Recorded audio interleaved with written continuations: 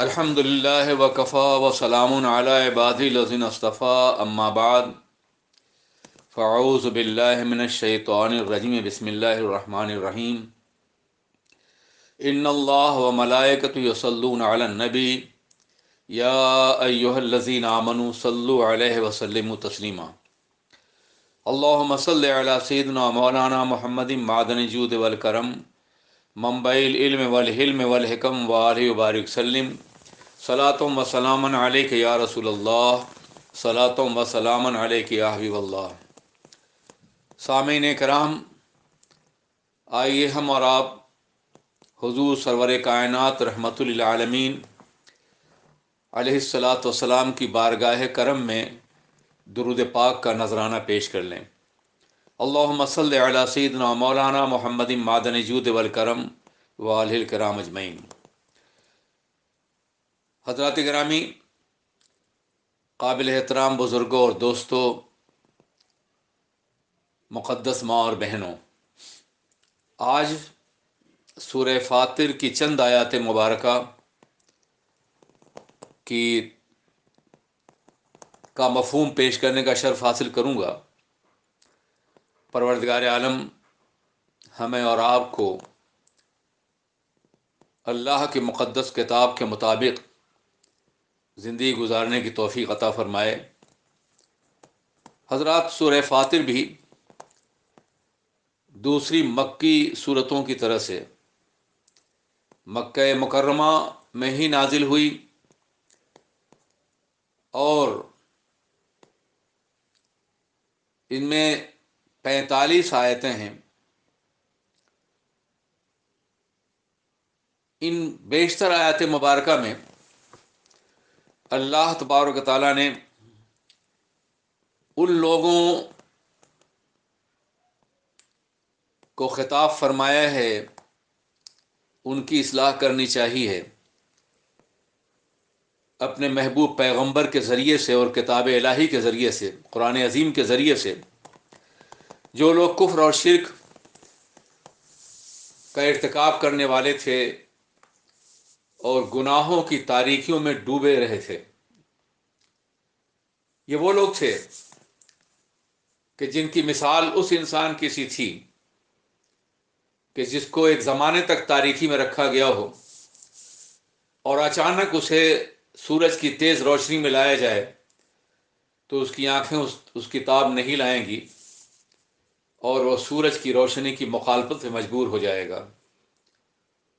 یہی حال کفار مکہ کا تھا۔ کم و بیش 5000 سال تک، جناب ابراہیم علیہ السلام کے بعد سے لے کے سرور کائنات کی تشریف آوری تک، حجاز مقدس میں کوئی نبی جلوگر نہیں ہوا، نہ کوئی ریفارمر آیا، نہ کوئی مصلح آیا جو ان لوگوں کو، ان کے باشندوں کو کفر اور شرک اور فسق و فجور اور گناہوں کی تاریکیوں سے نکال کر روشنی، ہدایت کی روشنی میں لے آتا۔ لیکن اچانک حضور سید عالم سرور کائنات محمد رسول اللہ صلی اللہ علیہ وسلم کی جلوگری اور اس کے بعد توحید کا پیغام اس آفتاب کی طرف ثابت ہوا جو اچانک اندھیرے کی آدھی آنکھوں میں اچانک طلوع ہو جائے اور وہ برداشت نہ کر سکیں۔ کافروں نے آقائے دو جہاں سرور کائنات علیہ السلام کے نور نبوت کو بجھانا چاہا، لیکن نور نبوت کی روشنی پھیلی تو بے شمار لوگ اسلام کی روشنی میں داخل ہو گئے۔ آقا کی زندگی ایک ایسے سراج ہدایت کی تھی کہ جس کو کافروں نے پھونک مار کے بجھانا چاہا۔ اس کے ارد گرد بہت سے چراغ رکھے ہوئے تھے جن میں روشنی تو نہیں تھی مگر روشنی قبول کرنے کی صلاحیت تھی۔ کافروں نے پھونک مارا تھا کہ مصطفیٰ کا چراغ بجھ جائے، لیکن جب لو جھپکی تو ارد گرد کے چراغ روشن ہوتے ہوئے چلے گئے۔ کوئی صدیق اکبر بن کے چمکا، کوئی عمر فاروق بن کے، کوئی عثمان غنی بن کے، کوئی علی مرتضیٰ بن کر کے۔ یہ وہ چراغ تھے جن کے اندر جلنے کی صلاحیت تھی۔ دوسرے لفظوں میں ان کے قلب میں ایمان کا بیج موجود تھا، بس اسے باضابطہ طور پر باران رحمت کی ضرورت تھی۔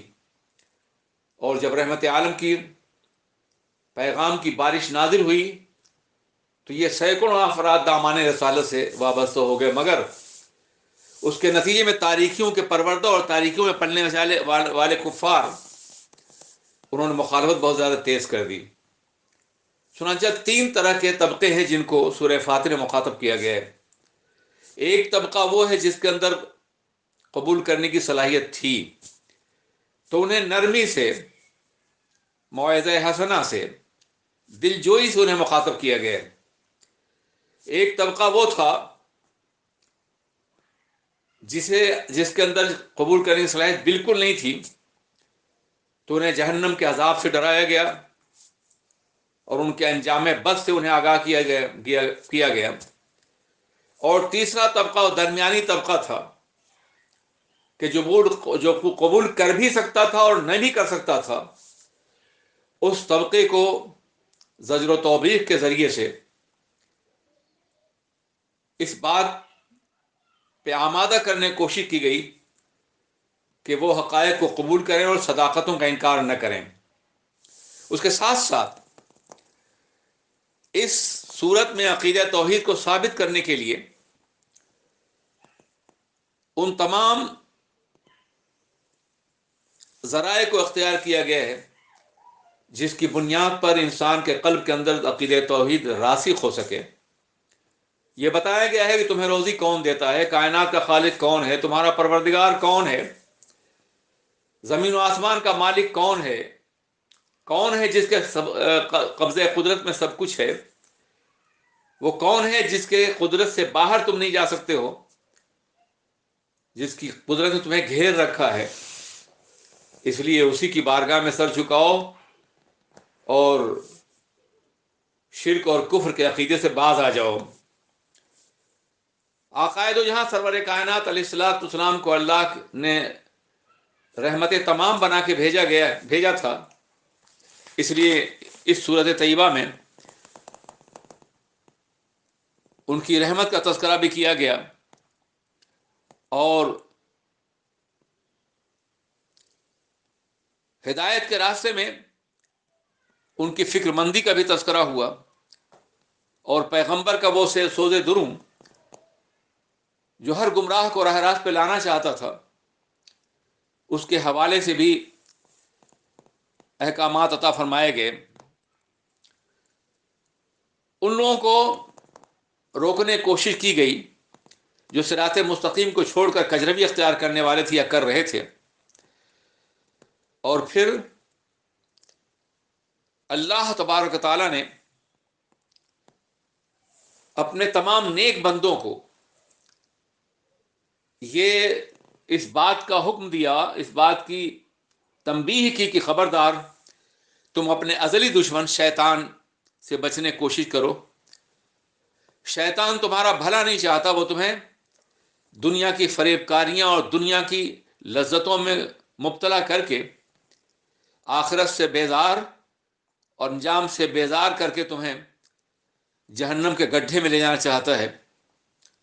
اس لیے اس جہنم کے نمائندے سے بچنے کی کوشش کرو اور جنت میں جانے کی کوشش کرو۔ یہ چند باتیں ہیں جو اس سورۃ طیبہ میں مختلف انداز سے اقوام عالم کے سامنے نازل فرمائی گئی ہیں۔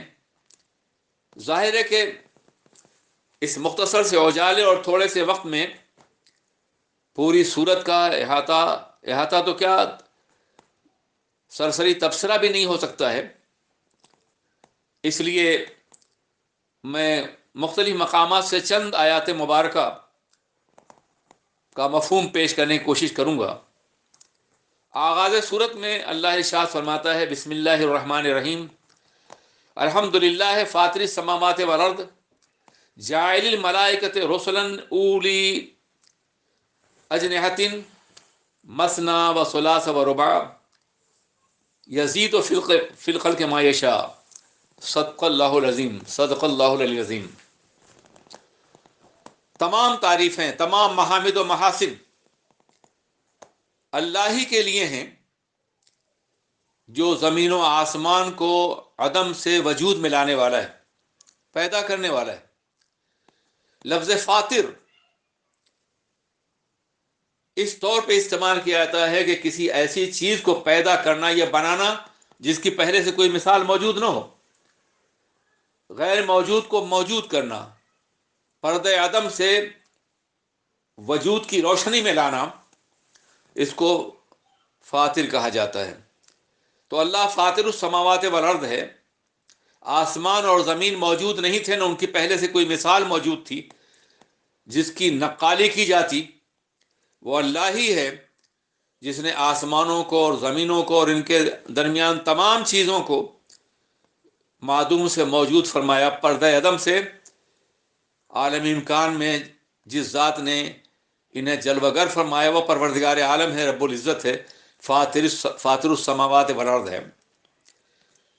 उसने अपने पैगाम को अपने अंबिया तक पहुंचाने के लिए एक ऐसी मखलूक को तख्लीक किया जिसके अंदर खता का कोई इम्कान बाकी न रहे, जो इंतहाई ताकतवर हो, जिसकी कुव्वत परवाज ऐसी हो कि अर्श से पैगाम लेके मक्का और मदीना की सरजमीन पर अपने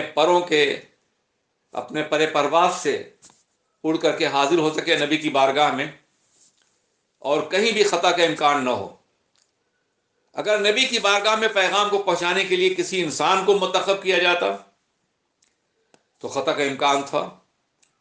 तो लाने वाला फरिश्ता है जो मासूम है, भेजने वाला परवरदिगार है जो सुबहान और कुद्दूस है, और जिस ज़ात पे कुरान नाजिल हो रहा है वो ज़ात भी मासूम अनिल खता है, सैयदुल मासूमीन है, सरवर कायनात। ताकि कुरान पाक का कानून ज़िंदगी और दस्तूर हयात और निज़ाम अक़ीदा व अमल जब दुनिया तक पहुँचे तो उसमें ख़ता का कोई शायबा न हो, हकीकी तौर पे ला रैब फीह का मुक़द्दस मज़हर हो। इसी अल्लाह उन रसूल को जो पैगाम लाने वाले हैं खुदा की बारगाह से फरिश्तों की शक्ल में, उनका तज़किरा फरमा रहा है कि अल्लाह ने बनाया फरिश्तों को जो बाजुओं और परों वाले हैं, 2 पर, 3 और 4। और अल्लाह चाहे तो अपनी मखलूक में या अपनी तख्लीक में जितना चाहे इजाफा फरमा दे। चुनांचा आकाए दो जहां सरवर कायनात ने एक मकाम फरमाया कि मैंने जिब्राइल को इस हालत में देखा कि वो बहुत से परों के हामिल थे। हदीस पाक में इसका तज़किरा मौजूद है। हज़रात गिरामी, गालिबन सरकार ने फरमाया कि उनके 600 पर थे। आका की निगाह है, जिब्राइल को उन्होंने देखा अपनी असली शक्ल में, और उनके वजूद नास पर उनके बाजुओं परों की तादाद को भी आपने शुमार फरमा लिया। ये रिवायत जनाब अब्दुल्लाह इब्न मसूद रज़ी अल्लाह तआला अन्हु से उम्मत मुस्लिमा तक पहुंची है। अल्लाह फरमाता है कि वो चाहे तो इजाफा भी फरमा दे इन परों में, बेशक अल्लाह हर चीज पर कादिर है। अल्लाह इरशाद फरमाता है, मा यफ्तहिल्लाहु लिन्नासि मिन रहमतिन फला मुमसिक लहा। जब अल्लाह किसी पर अपनी रहमत के दरवाजे खोलने का फैसला कर लिया, खोल दे, तो उसे कोई बंद करने वाला और रोकने वाला नहीं है। और अगर किसी पर अपनी रहमत के दरवाजे बंद करना चाहे तो उसे कोई खोलने वाला भी नहीं है अल्लाह के बाद। बेशक वो गालिब और हिकमत वाला है, वो जानता है कि कौन रहमत का मुस्तहिक है, कौन रहमत का मुस्तहिक नहीं है। जो मुस्तहिक रहमत है उस पर अपने रहमत के दरवाजे वो खोल देगा और उसे कोई बंद न कर सकेगा, और जो मुस्तहिक रहमत नहीं है उसकी हिकमत کا تقاضا یہ ہے کہ اسے اپنی رحمت سے محروم رکھا جائے تو کوئی اسے کھول بھی نہیں سکتا ہے۔ اللہ کی قدرت کاملہ کا ذکر کرنے کے بعد اپنی ذات کے حوالے سے، اپنی تخلیق کے حوالے سے، اپنی عظمتوں کا ذکر کرنے کے بعد اللہ ارشاد فرماتا ہے یا ایھا الناس اذکروا نعمت اللہ علیکم، اے لوگو تم اپنے اوپر اللہ کے نعمتوں کو یاد کرتے رہو۔ تمہارا پورا وجود کا ہر لمحہ، تمہاری ہر سانس، تمہارے اعضاء اور جوارح، تمہارے قلب کی دھڑکنیں، تمہارے نگاہوں کی بصارت، تمہارے کانوں کی سماعت، تمہارے افکار و خیالات، تمہارے احساسات، تمہارا چلنا پھرنا، اٹھنا بیٹھنا، کھانا پینا، یہ سب اللہ کی تخلیق کے واضح ثبوت ہیں۔ تم اگر اپنے وجود کے اندر غور کرو تو تم اللہ کی یاد ہر گوشہ حیات سے کرنا چاہو گے۔ بار بار آیات آفاق و انفس کا تذکرہ کیا گیا جس میں انسان کو اپنی ذات کے اندر غور کرنے کا بھی حکم دیا گیا۔ صوفیہ نے کہا ہے اپنی ہستی کا اگر حسن نمایاں ہو جائے آدمی کثرت انوار سے حیراں ہو جائے۔ خود انسان کے اندر ایک عالم ہے جس کا مطالعہ کرنے کے لیے صدیاں چاہیے۔ کچھ رازہائے سربستہ ہیں جن کا انکشاف نہ سائنس کر سکتی ہے نہ عقل انسانی کر سکتی ہے۔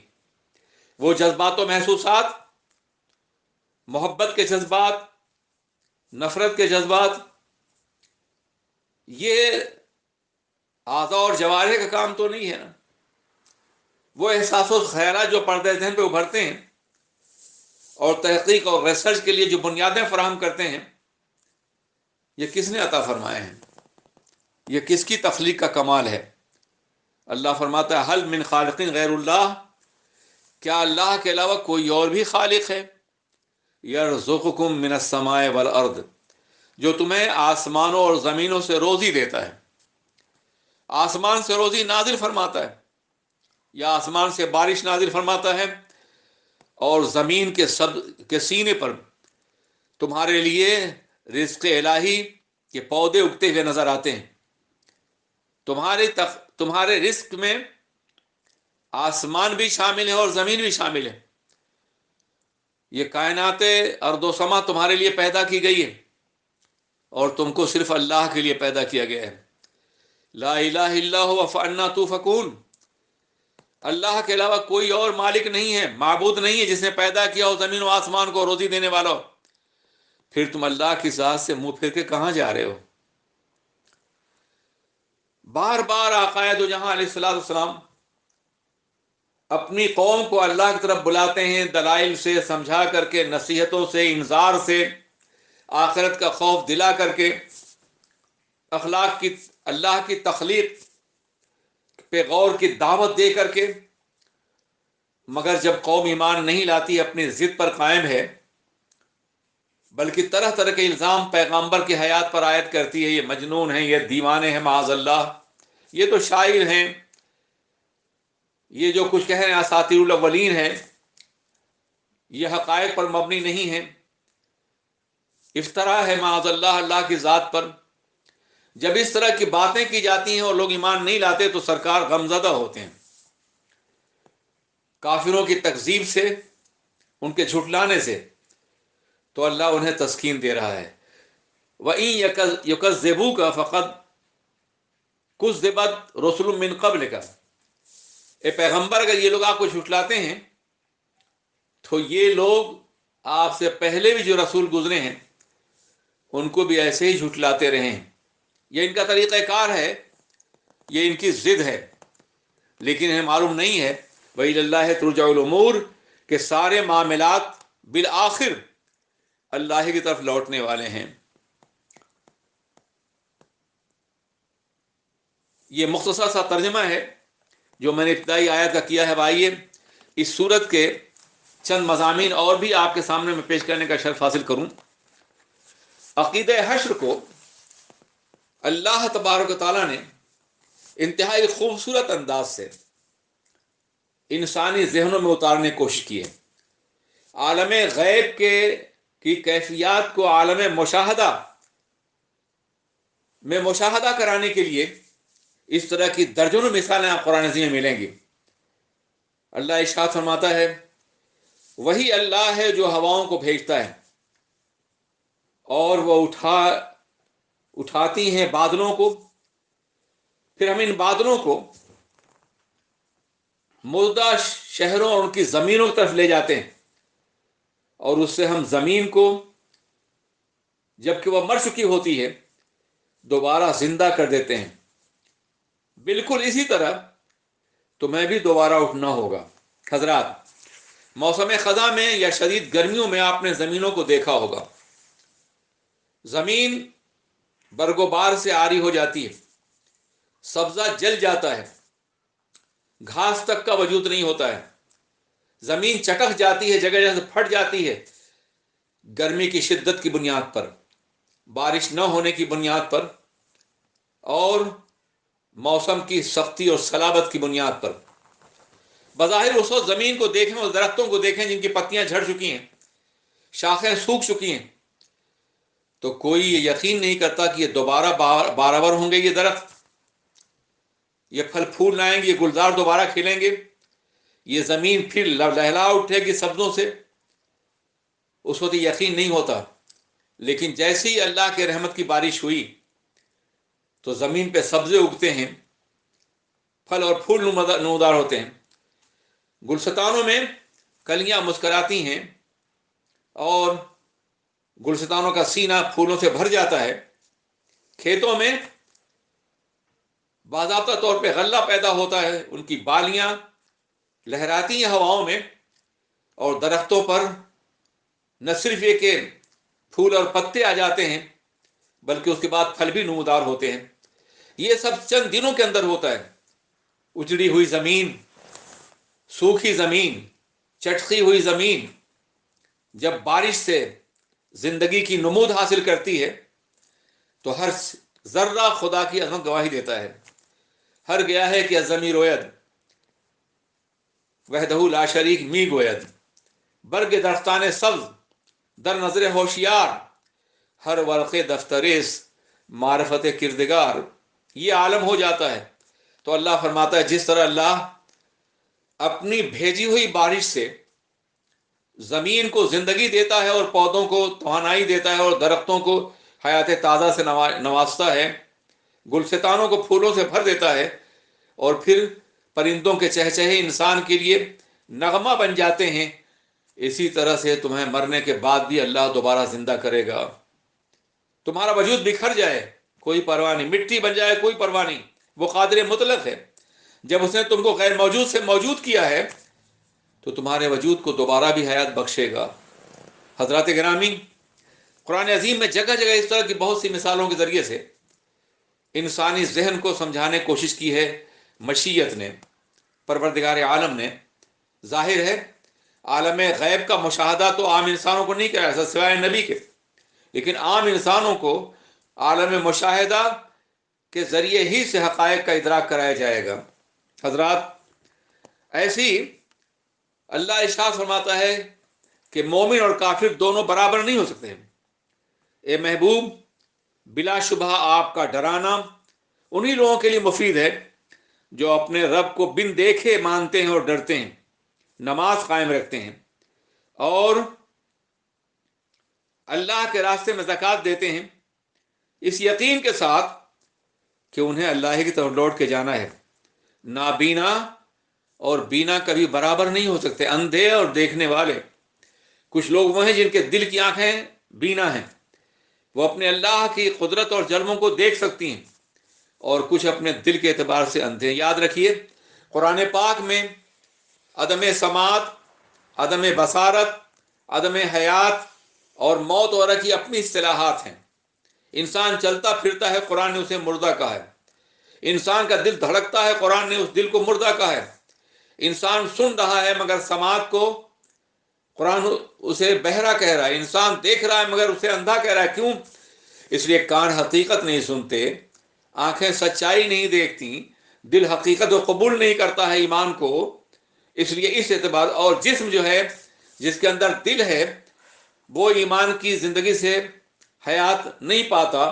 اس لیے جسم مردہ ہے، دل مردہ ہے، آنکھیں نابینا ہے، اور انسان قوت سماعت سے محروم کر دیا جاتا ہے حقائق کو نہ دیکھنے کی بنیاد پہ.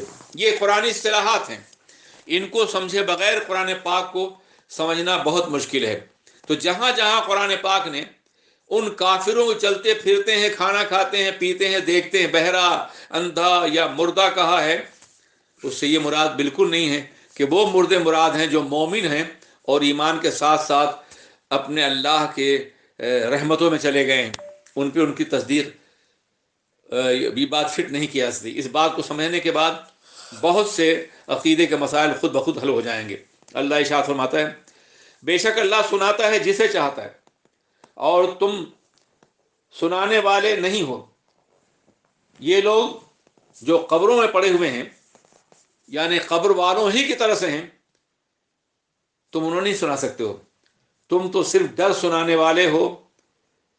ہم نے تم کو حق کے ساتھ بشیر و نذیر بنا کے بھیجا ہے. محبوب، کوئی امت ایسی نہیں گزری جس میں کوئی ڈر سنانے والا نہ گزرا ہو. اگر لوگ آپ کی تکذیب کرتے ہیں تو ان سے پہلے بھی لوگ گزرے ہیں، انہوں نے اپنے رسولوں کو جھٹلایا تھا جبکہ ان کے پیغمبر معجزات لے کے، صحیفے لے کر کے، روشن کتابیں لے کر کے آئے تھے. پھر بھی ان کافروں نے جب انکار کیا تو اللہ کے عذاب نے انہیں اپنی گرفت میں لے لیا. یہ بھی اگر ایمان نہیں لائیں گے تو عذاب الہی سے گرفت میں آئیں گے اور بچ نہیں سکیں گے. حضرات، پیغمبر اعظم کی ابتدائی دعوت کی زندگی دیکھیے، مکی زندگی کو، اور مدنی زندگی کے محاربات کو دیکھیے، اور پھر یہ دیکھیے کہ جو لوگ صنادید قریش تھے، قریش کے لیڈر تھے، جو باضابطہ بغاوت پہ آمادہ کر رہے تھے، جو یقیناً اندھے اور بہرے تھے، انہیں یا تو بدر میں یا دوسرے مقام پہ مار دیا گیا. یہ عذاب تھا. بقیہ سب لوگ ایمان لائے. تو یہ تھا کہ ایمان لانے والے بچ جائیں گے، اور جو ایمان نہیں لانے والے ہیں وہ اللہ کی گرفت سے بچ نہیں سکیں. ابو جہل ہے، ابو لہب ہے، عتبہ اور شیبہ ہے، ولید ہے، ان کی زندگیاں آپ دیکھ سکتے ہیں. اس کے بعد ایک مقام پر اللہ ارشاد فرماتا ہے، قریش کو چاہیے، آپ نے قریش تاجر پیشہ لوگ تھے اور یہ لمبے سفر کرتے تھے، کبھی یمن کا پیدل اونٹوں پر، کبھی سیریا کا، تجارت کی بنیاد پر مال پہنچاتے تھے، مال لاتے تھے، وہاں سے مکے کی منڈیوں میں بیچتے تھے. اس لیے یہ عام انسانوں کی طرح سے اپنے گھر میں موجود نہیں تھے بلکہ گھر کے باہر بھی سفر کرتے رہتے تھے.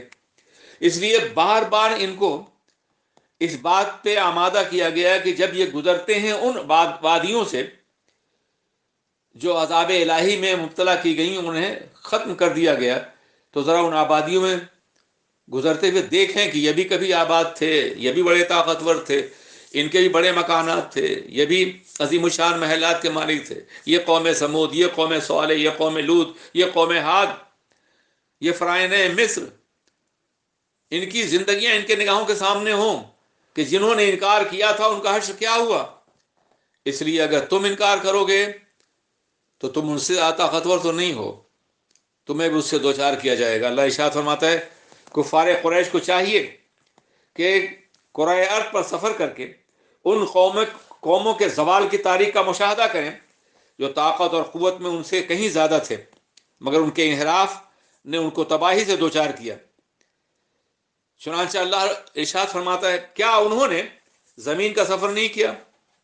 کیا وہ نہیں دیکھتے کہ ان سے پہلے لوگوں کا انجام کیا ہوا جو ان سے طاقت و قوت میں زیادہ سخت تھے؟ لیکن اللہ رب العزت کے قبضہ قدرت سے زمین و آسمان کی کوئی شے باہر نہیں ہے. بلا شبہ وہ علم اور قدرت والا ہے، اور بلا شبہ وہ لوگوں کی بدعمالیوں پہ مواخذہ فرمائے گا. زمین پہ چلنے والی کوئی مخلوق بھی اس کی گرفت سے باہر نہیں ہے. اللہ ایک مقررہ مدت تک ڈھیل دیتا ہے، اسے قانون امہال کہتے ہیں قرآن کی زبان میں. فمہل الکافرین امہلہم رویدا. قانون امہال کے پیش نظر ہر قوم کو ایک موقع دیا جاتا ہے کہ وہ توبہ کرے، گناہوں سے باز آ جائے، نیک ہو جائے، ایمان لے آئے. لیکن جب وہ اپنے ظلم اور اپنے گناہوں سے باز نہیں آتی ہے وہ قوم، اور میعاد پوری ہو جاتی ہے مقررہ وقت، تو اللہ کے عذاب سے وہ قوم دوچار کر دی جاتی ہے.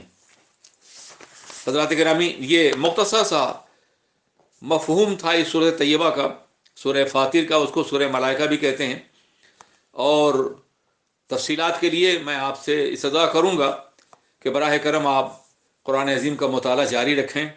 میں تو صرف اس لیے یہ پیغام آپ تک پہنچا رہا ہوں تاکہ آپ کو قرآن پاک سے ایک وابستگی ہو جائے اور اللہ کے کلام کو پڑھنے اور سمجھنے کا شعور میسر آ سکے، اور اسے آپ اپنی عادت بنا لیں. مجھے بھی دعا میں یاد رکھیں. السلام علیکم ورحمۃ اللہ وبرکاتہ.